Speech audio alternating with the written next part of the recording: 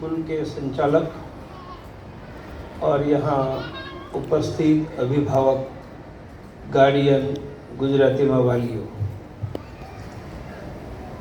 મારે સુરત જવું હતું એટલે આ કાર્યક્રમમાં આવવાની અનુકૂળતા થઈ, તમને બધાને મળવાનો મોકો મળ્યો. ભારત અનેક વર્ષો સુધી દુનિયામાં સૌથી સમૃદ્ધ દેશ હતો. मॉडर्न पद्धति से कहे तो दुनिया की टोटल जीडीपी में मुगल साम्राज्य आने के पहले तक भारत का हिस्सा लगभग 1/3 35% था. सेम वे वर्ल्ड ट्रेड, विश्व व्यापार, उनमें भी हमारा हिस्सा लगभग 1/3 था, जो आज 2% भी नहीं है. और यह समृद्ध देश भारत होने के कारण ही यहाँ बड़े बड़े स्थापत्य, आर्किटेक्ट, बिल्डिंग, गीत, संगीत, नृत्य, हमारे यहाँ खाने बनाने के जो व्यंजन हैं, हमारे एक एक राज्य मानी गुजरात में खाने बनाने के जो व्यंजन हैं, इतने पूरे यूरोप में नहीं है. वही समाज विविध प्रकार के खाना बनाने का प्रयास करता है. जहाँ समृद्धि है, शांति और सुरक्षा है, ऐसा यह भारत और भारत के हमारे पुरखे पिछले लगभग 1,500-2,000 वर्ष का इतिहास, हमले और संघर्ष के कारण आज दुनिया में गरीब देशों में से एक देश. मैं आंकड़े बताता हूँ. यह देश में 17 करोड़ लोग ऐसे हैं जिनको 2 समय का खाना नहीं मिलता है. हमें ये दिनेश हॉल दिखाई देता है, हमें 4 ट्रैक हाईवे और एयरपोर्ट दिखाई देता है, हमें भूखे सो जाने वाले 18 करोड़ लोग दिखाई नहीं देते. यदि बच्चे को ठीक खाना नहीं मिलता है तो उनकी ग्रोथ, ऊंचाई कम होती है, स्टंटेड ग्रोथ. भारत में करोड़ों बच्चे पॉवर्टी, ठीक खाना न मिलने के कारण उनकी ग्रोथ, और ग्रोथ सिर्फ हड्डियों की नहीं, ब्रेन की भी. यह देश में अचानक बीमारी आ जाती है, हार्ट अटैक, कैंसर, बड़ा एक्सीडेंट, और घर में पैसे नहीं है तो कर्ज लेते हैं, और उनके कारण वर्ष में 1 करोड़ परिवार कर्जदार बन रहा है. 1 करोड़. भारत कभी स्वस्थ लोगों का देश था. India was a country of a healthy people. आज भारत मरीजों का देश है. Out of 4, 1 is suffering from disease. देश में लगभग 12 करोड़ डायबिटीज के मरीज है, 25 करोड़ ब्लड प्रेशर के मरीज है. आज विश्व महिला दिन है. हमारी 50% माताएं, बेटियां होगी, बहू या माताएं, उनका रक्त फीका, जिनको मेडिकल में एनीमिया कहते हैं. मानिए स्वस्थ लोगों का देश मरीजों का देश बना है. और यही भारत में आज अनेक भारत है. एक भारत एयरपोर्ट पर जाने वाला, 4 ट्रैक में ड्राइविंग करने वाला, एक भारत जिनको खाना नहीं मिल रहा है, एक भारत जिनको हर महीने सिर्फ 10,000 सैलरी मिलती है, उनके घर चला रहा है. उन टर्मोइल से प्रत्येक व्यक्ति, प्रत्येक परिवार निकलने का प्रयास कर रहा है।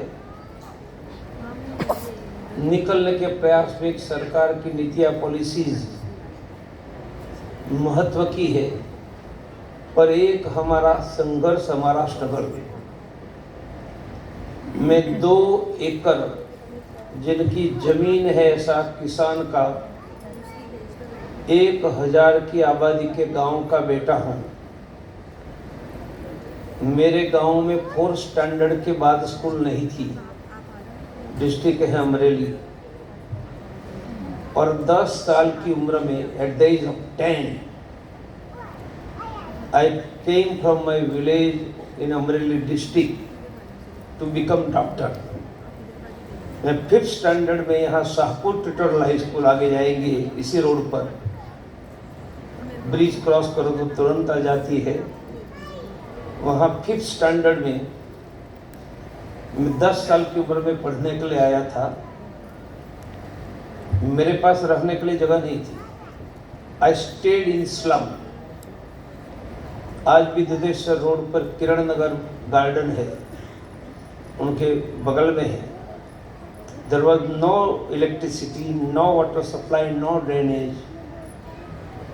मैं किरण नगर बगीचा की स्ट्रीट लाइट के नीचे पढ़ता था, और 1974 ओल्ड एसएससी में आई गॉट 95% मार्क्स। जब 80% मार्क्स नहीं आता था ओल्ड एसएससी में, it is not like today 10th and 12th। फिर मैं सर्जन, कैंसर सर्जन बना बिफोर 42 ईयर्स। मैं इसलिए कह रहा हूं कि व्यक्ति को ही स्ट्रगल करनी है। मेरा विकास, मेरी प्रॉस्पेरिटी में कोई कंट्रीब्यूट करेगा, हेल्प करेगा, पर कोर स्ट्रगल तो मेरी ही होगी। और जो व्यक्ति हॉनेस्टी से संघर्ष करना पसंद करता है, उनको कहीं न कहीं रास्ता मिलता है। उनमें एक रास्ता है एजुकेशन, पर काल क्रम में एजुकेशन बदल गया है। जब ब्रिटिशरों ने मॉडर्न एजुकेशन भारत में इंट्रोड्यूस किया, तब ब्रिटिश गवर्नमेंट चलाने के लिए एडमिनिस्ट्रेशन में जो लोग चाहिए उनके लिए किया था। और आज से 80-100 वर्ष पहले जो पढ़ता था, सबको रोजगार, गवर्नमेंट जॉब मिलती थी। आज हिंदुस्तान में गवर्नमेंट जॉब कितनी है? 3 करोड़, चपरासी से लेकर राष्ट्रपति तक 3 करोड़। और देश में पढ़े लिखे लोग जिनको रोजगार, जॉब चाहिए, उनकी संख्या 55 करोड़ है। That was not the disparity before 100 years. इसलिए अच्छा एजुकेशन लेना ही चाहिए। एजुकेशन हमारी प्रॉस्पेरिटी का एक रास्ता है, जिनका उदाहरण मैं स्वयं हूँ। पर तो समय बदलने के साथ शिक्षा के बाद रोजगार नहीं है। रोजगार नहीं है माने गवर्नमेंट जॉब नहीं है। आउटसाइड गवर्नमेंट स्कोप है, पर वहाँ सिक्योरिटी और स्टेबिलिटी नहीं है। इसलिए हाईली अनस्टेबल सोशियो इकोनॉमिकल परिस्थिति से भारत और हम सबके परिवार गुजर रहा है। एजुकेशन के बारे में मेरे 3 सूत्र, क्योंकि मैं वही हूँ भीषण गरीबी से जिन्होंने हाईएस्ट एकेडमिकल कैरियर एस्टेब्लिश की। पहला सूत्र है सस्ती शिक्षा और गुणवत्ता युक्त शिक्षा। I entered in first MBBS इन 75, लगभग 50 साल मान लो। मेरी फीस कितनी थी फर्स्ट MBBS की? 25 रुपीज पर मंथ। मानी 1 वर्ष की 300, 450 और 1500। अब जितने गार्डियन बैठे हैं मुझे बताओ, 1500 रुपया में हमारा टैलेंटेड बेटा बेटी डॉक्टर बनेगा तो हम सब बनाएंगे या नहीं?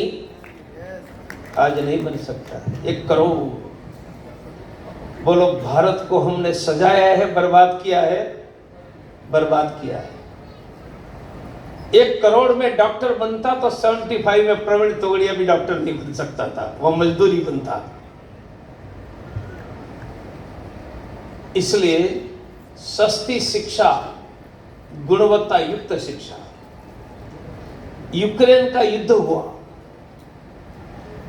यूक्रेन में मेडिकल एमबीबीएस पढ़ने वाले कितने स्टूडेंट भारत में वापस लौटे थे? 18,000।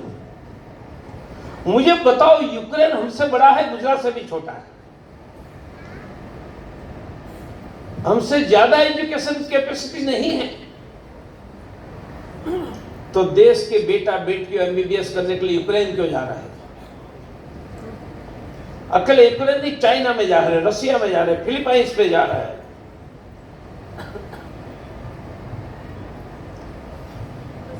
क्वालिटी एजुकेशन, गुणवत्ता युक्त शिक्षा। तो पहली बात कही, सस्ती शिक्षा, गुणवत्ता युक्त शिक्षा।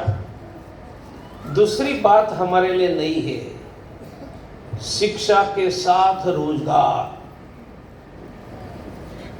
Job while study. Europe America में लड़का कॉलेज में पढ़ता है, पार्ट टाइम जॉब करता है, उनकी आमदनी से उनकी फीस भरना हो जाता है। हम भारत में क्यों नहीं कर सकते हैं?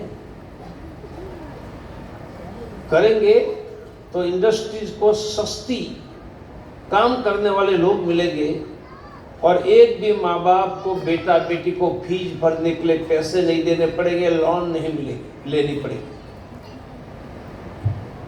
शिक्षा के साथ रोजगार। और तीसरा, शिक्षा के बाद रोजगार। Can we ensure job after completion of study? Yes, it is a possible, there should be will. अभी मैंने बताया कि सरकार के पास 3 करोड़ रोजगार है और पढ़े लिखे 55 करोड़। तो मैं जब कहता हूं शिक्षा के बाद रोजगार कहां से मिलेगा, उनका नाम है स्वरोजगार, सेल्फ एम्प्लॉयमेंट।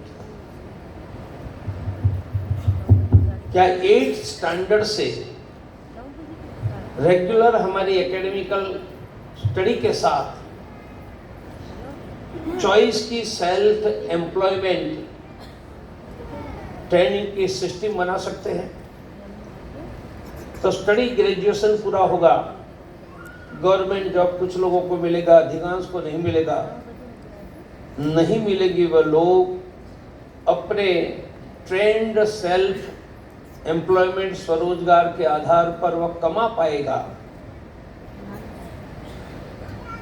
मैंने एजुकेशन के बारे में 3 प्रिंसिपल की बात कही।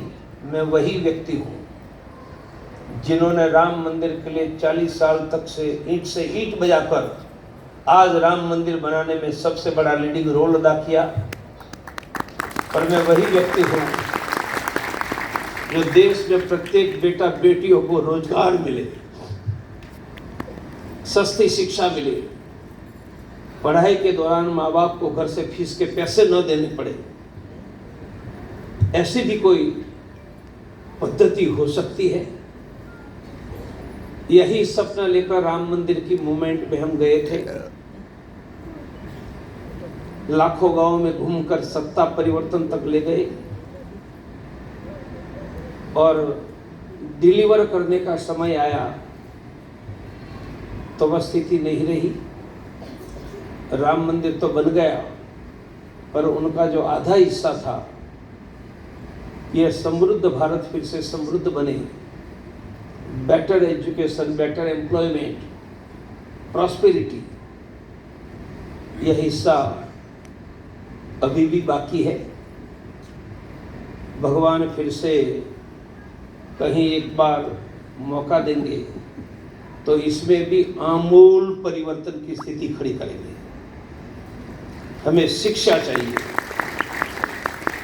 सस्ती गुणवत्ता युक्त चाहिए शिक्षा के साथ, और बाद में रोजगार चाहिए। हमें प्रॉस्पेरिटी चाहिए, हमें समृद्धि चाहिए। हमें सिर्फ 4 ट्रैक हाईवे और एयरपोर्ट नहीं चाहिए, हमें एक एक व्यक्ति के घर में बढ़ी हुई आमदनी चाहिए। हर एक परिवार की इनकम बढ़नी चाहिए। 4 ट्रैक हाईवे और सेकेंडरी है, एयरपोर्ट सेकेंडरी है। हर एक परिवार की इनकम बढ़े वो प्राइमरी है। जिस देश में अधिकांश परिवार 10,000 पर मंथ कमा रहा हो, बच्चे को क्या पढ़ाएंगे? मेडिकल ट्रीटमेंट क्या लेंगे? क्या 10,000 कमाने वाले परिवार को हर महीने 15,000 कमाने वाला कर सकते हैं? उनको कहते ग्रासरूट से इकोनॉमिकल अपलिफ्टमेंट। यह भी संभव है। मेरे द्वारा कुछ बहुत बड़े काम का उल्लेख कर देता, कुंभ का वर्णन किया। ये मेरा 12 साल वाला चौथा कुंभ था, 48 वर्ष, और अर्ध कुंभ तो मेरे 25-30 हो गए। इस कुंभ में 6 महीने पहले तैयारी करके 14 जगह पर गुजराती मां अन्न क्षेत्र भंडारा चलाकर हमने 1.25 करोड़ लोगों को खिलाने का काम किया। सड़क पर भंडारा लगाते, हम 1 लाख कंबल लेकर गए थे ताकि कोई ठंड में दुखी ना हो। और प्रतिदिन हमारे यहाँ 8,000 लोगों की रहने की व्यवस्था थी, 8,000 पीपल पर डे। और हमारी व्यवस्था में 5 लाख लोग ठहरे हैं। ये सभी व्यवस्था निःशुल्क और मुफ्त में थी। ऑनलाइन भी फ्री में बुकिंग किया था, ऑन स्पॉट भी कर रहे थे। हमारी एक व्यवस्था है, 24 घंटे भारत में किसी हिंदू को मदद, उसका नाम है हिंदू हेल्पलाइन। कॉल सेंटर है, फोन करो। भारत में कहीं पर भी मदद चाहिए, 2 मिनट में मदद मांगने वाले को, मदद करने वालों को बिना परिचय कांटेक्ट होकर मदद से कनेक्टिविटी हो जाएगी। इस व्यवस्था का नाम है हिंदू हेल्पलाइन। मैं आज सूरत जा रहा हूं, मेरा प्रोग्राम है सूरत में गरीबों को प्राइवेट के डॉक्टर की मुफ्त में सेवा। प्राइवेट के डॉक्टर की कहां से खड़ी की? डॉक्टरों की मीटिंग लगकर रिक्वेस्ट की, 1 patient free per day in private. Private के डॉक्टर हर रोज एक गरीब हिंदू का मुफ्त में इलाज करो। आज मैं 250 डॉक्टरों की मुफ्त में इलाज की सूरत की व्यवस्था प्रारंभ करवा रहा हूं। और हिंदुस्तान में ऐसे 25,040 डॉक्टर की मदद से हर वर्ष 50 लाख गरीबों को मुफ्त में प्राइवेट के इलाज की व्यवस्था, उसका नाम है इंडिया हेल्पलाइन। मैंने पैसे नहीं मांगे, इंस्टीट्यूशन नहीं खड़ा किया। प्राइवेट के डॉक्टर को मोटिवेट कहा है कि हमारा व्यक्ति कांटेक्ट करेगा, अपॉइंटमेंट दीजिए, but you will not charge. लोगों के घरों में जाकर मुफ्त में ब्लड प्रेशर, शुगर की जांच करते हैं। ये इंडिया हेल्पलाइन करता है। मैंने 18 करोड़ लोग भूखे सो जाते हैं, हम क्या कर रहे हैं? मैंने लाखों घरों में थैली दी है। खाना बनाने के पहले 1 मुट्ठी अनाज डालो, महीने में 1 बार एकत्रित करो, एक परिवार का 1 किलो, और एकत्रित करके गरीबों को 10-10 किलो दो। ये योजना का नाम है 1 मुट्ठी अनाज। कोई गरीब भूखा नहीं सोएगा। इस वर्ष में 1 करोड़ घरों से 1 मुट्ठी अनाज एकत्रित करने वाला, 1 करोड़ घरों से। मेरी एक्टिविटी का नोडल एजेंसी, केंद्रीय व्यवस्था, गुजराती में सोसाइटी माने कॉलोनी में हर शनिवार लोगों को इकट्ठा करके हनुमान चालीसा करवाना। हनुमान चालीसा तो घर में भी हो सकता है, अकेला भी कर सकता है, इकट्ठा क्यों? क्योंकि हनुमान चालीसा केंद्र चलाने वाले 4-5 लोग वहां के 100 घरों में थैली बांटकर 1 मुट्ठी अनाज एकत्रित करके 5-10 गरीबों को बांटेगा। निर्णय नगर में कोई गरीब है और प्राइवेट का डॉक्टर चाहिए, तो वहाँ के हनुमान चालीसा केंद्र को बताएगा। हनुमान चालीसा केंद्र रानीप के मेरे कलीग डॉक्टर पराग पीडियाट्रिशियन को कहेगा कि मुफ्त में आपको उसकी ट्रीटमेंट करो। हनुमान चालीसा अस्कुल पराग मेरा जूनियर कलीग है मेडिकल का। तो हनुमान चालीसा गरीब को प्राइवेट के डॉक्टर से कनेक्ट करेगा। तीसरी व्यवस्था, आप गार्डियनों के लिए बच्चों की टैलेंट बढ़ाने का काम हनुमान चालीसा करेगा। कहेंगे तो एक बार मैं आ जाऊंगा। 1 घंटे में बच्चों की मेमोरी हम बढ़ा देंगे। 1 घंटों में माने बच्चे बैठे हैं, कहेंगे 5 नाम हम बोलेंगे तो रिपीट करो। किसी ने 2 किया, 3 किया, 4 किया। 1 घंटे ट्रेनिंग के बाद हम 10 नाम बोलेंगे, सभी 10 नाम बच्चे रिपीट करेंगे। मेमोरी एनहेंसमेंट है। हनुमान चालीसा केंद्र बच्चों की टैलेंट बढ़ाकर धर्म के संस्कार भी देंगे। उसका नाम है किड्स अहेड, बच्चे ही आगे। और 4-6 महीने में वहाँ किसी को रोजगार चाहिए, स्वरोजगार में मदद करने का काम भी हनुमान चालीसा करेंगे।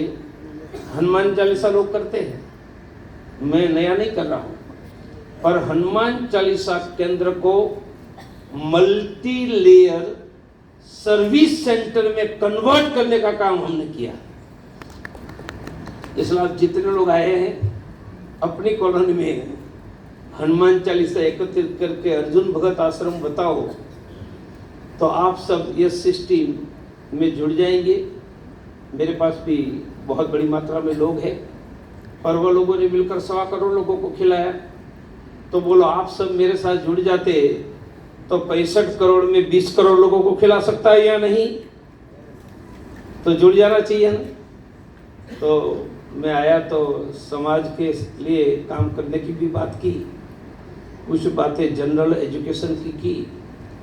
आप सबको शुभकामना कि आपका परिवार समृद्ध प्रॉस्परस बने, बच्चे शिक्षा में आगे आए और सभी बच्चों की मेमोरी बढ़ाने की ट्रेनिंग मैं ही प्रारंभ करवाऊंगा। आज विश्व महिला डे है।